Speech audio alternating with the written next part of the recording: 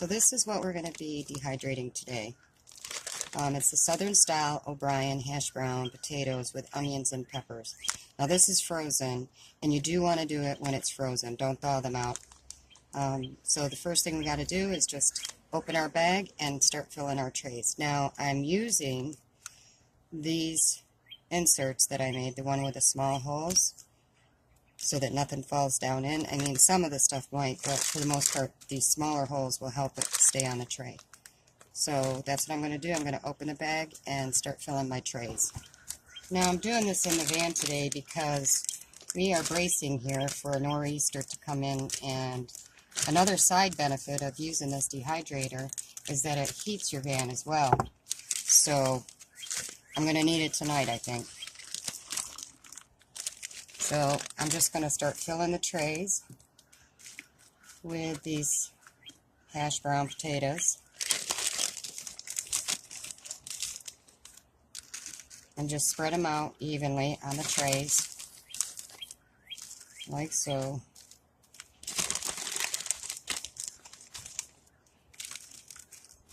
And I'll show you how you can rehydrate these and how you can use them too. So this has nice big chunks of, there's an onion, and then it's got some chunks of red and green peppers through this. So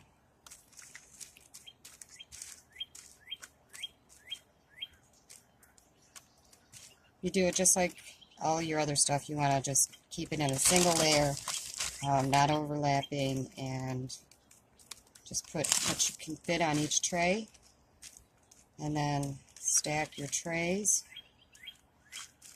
And I'm going to finish the rest of the trays, and I will bring you back. Okay, I was able to use all 5 trays this time. This top tray is a little, it's maybe 3/4 of the way full. So all I'm going to do now is set this on the dehydrator and turn it to about 130. And I'm not sure how many hours this will take. This dehydrator that I got now, the times are different than the one that I had in my sticks and bricks. So we'll just say it is 10:30 in the morning right now. So we'll come back and see maybe 3 hours in, and I'll be switching the trays around. Now what I did do was I went through, and I don't know, sometimes potatoes have like that brown stuff on them. I did pick those all out. So now I'm just going to put it on the dehydrator at 130 degrees, and we'll see how long it takes. So you can see that I have it set at 130, and I'm just going to let it go. Now one thing I do want to say is that because there's onions on here and green peppers and red peppers, there is going to be, you're going to smell it, but to me it's not a big deal, so I'd rather just have my potatoes so that I can use them later in the summer. So anyways, I'll bring you back in a couple hours. We'll check them.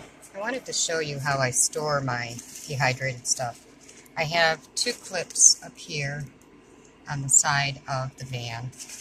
And so there's my black beans. That's my dehydrated burger. And then back here is the dehydrated cabbage that we did. So that's how I'm going to store these for now until I can figure out something else. But yeah, I just thought I'd share that with you. Smelling these peppers and onions cooking on that dehydrator is making me hungry, so I'm going to make a sandwich for lunch today. I got some leftover chicken here, and I'm going to make me a chicken salad sandwich.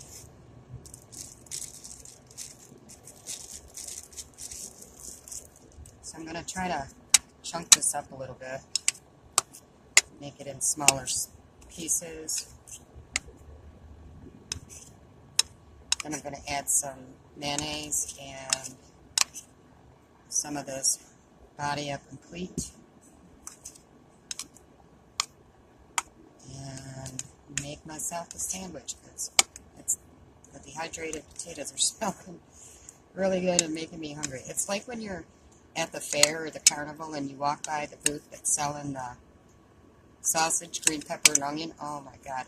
I could have just eaten and I'm hungry again. So that's what's happening here, folks. So I'm going to make myself a little bit of lunch. And we'll come and we'll check those potatoes in a few minutes. But right now, I'm going to stuff my face.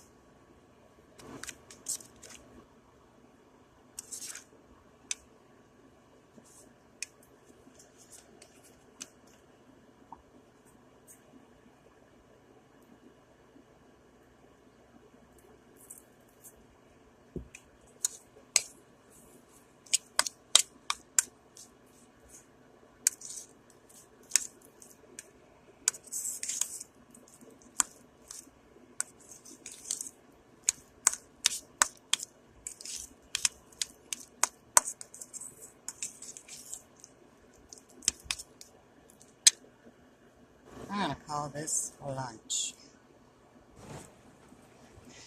I don't know if you can hear that, but the rain has started to come in. This is what they are looking like.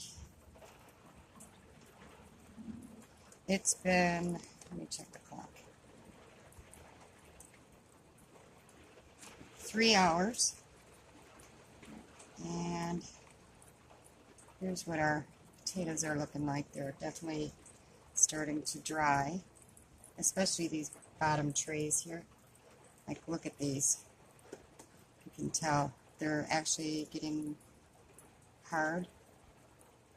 So this is the 3 hour mark, so we'll check it in another 3 hours probably. So there you go.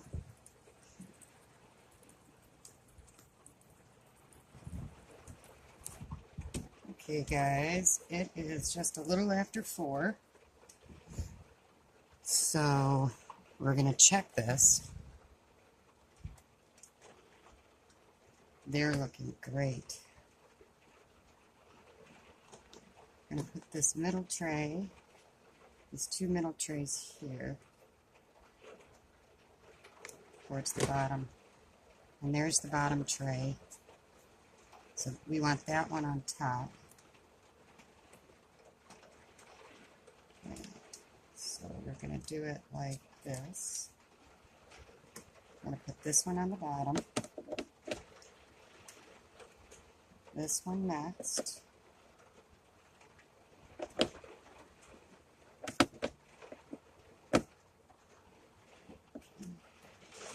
And that one. And this one. And then that one. I'm going to give it about another maybe half hour, 45 minutes. And then I'm going to come back and check it again.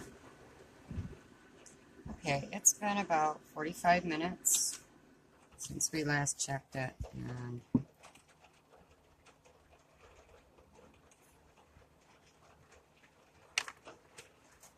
this top tray is definitely done. So I'm just going to get this tray cleaned off.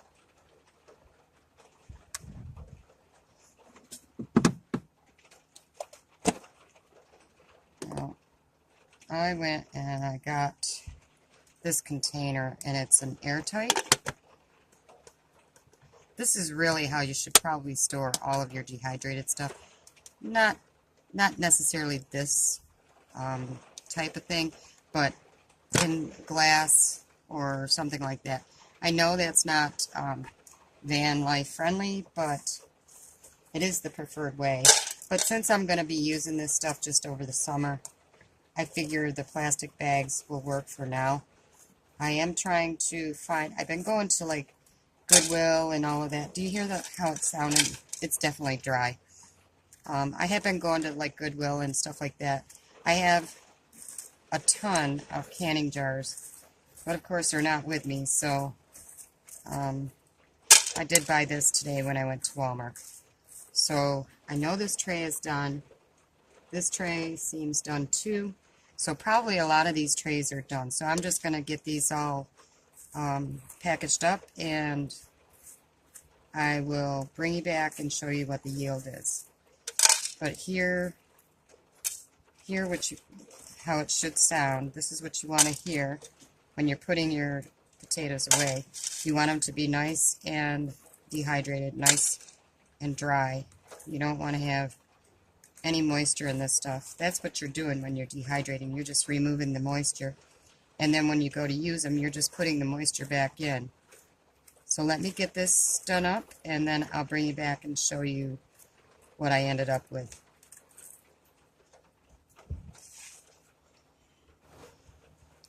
Okay, so there were 2 trays that were still a little bit not done, so I put them back in there.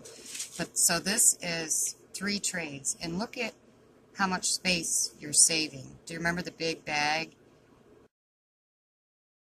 of potatoes that we started with? Look at how much storage room this takes up just by dehydrating them. Plus, you don't need to refrigerate them or freeze them. They're shelf stable. So I thought that was kind of interesting. So, okay, it's been another half an hour to 40 minutes or so, and the other 2 trays are done. So I'm going to load them in to our container, and you'll see how much we end up with.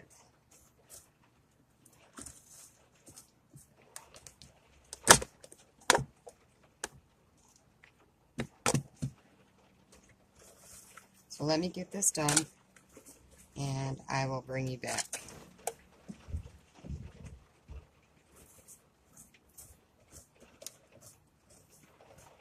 So this is probably the trickiest part of doing this, is just to get them all loaded into your container. I'm going to try to pull this out and get those pieces up there. Oh, jeez, there's one hanging on my shirt. Alright, so let's see. Is she going to be able to do this?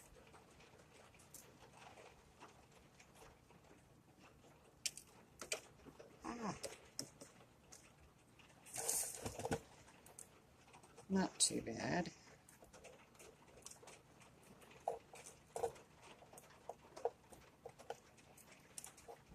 Alright.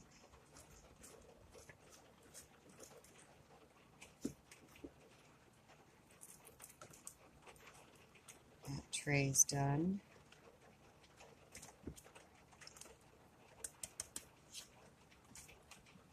This is the last tray. So I'm going to try to get these all loose to make it easier to put into the container. I don't know. Did you hear that? It's all nice and dry. You can hear it in here.